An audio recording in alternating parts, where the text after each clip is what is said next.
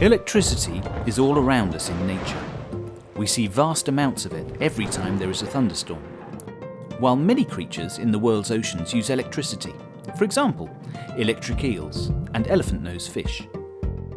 In the modern world, energy in the form of electricity is something that we're using for more and more devices that make our lives easier.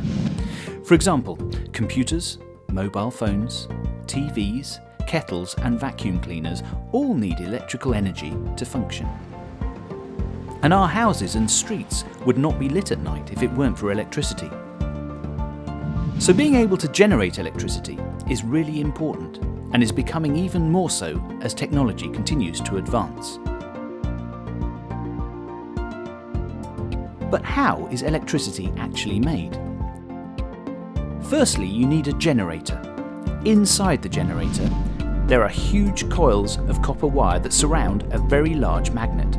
If the magnet is spun very quickly, electrons flow in the copper wire, creating electricity. To make the magnet spin, you need a turbine. The turbine is made to spin using different methods depending on the kind of fuel it uses. Oil-fired, gas-fired and coal-fired power stations use burning oil, gas or coal to heat a large volume of water. As the water gets hotter, it starts to generate steam. The steam passes through the turbine at high pressure, making it spin more than 3,000 times a minute. The kinetic or motion energy created by the turbine is used to spin the magnet inside the generator, which creates electricity. Oil, coal and gas are all fossil fuels. They're the fossilized remains of plants and animals that lived millions of years ago. When we burn them, they release a gas called carbon dioxide into the Earth's atmosphere. Carbon dioxide is the most abundant greenhouse gas in our planet's atmosphere. Scientists are now almost all convinced that by burning fossil fuels and releasing carbon dioxide into the atmosphere, humans are causing climate change to happen faster than it ever has before in our planet's history. So it's a big problem.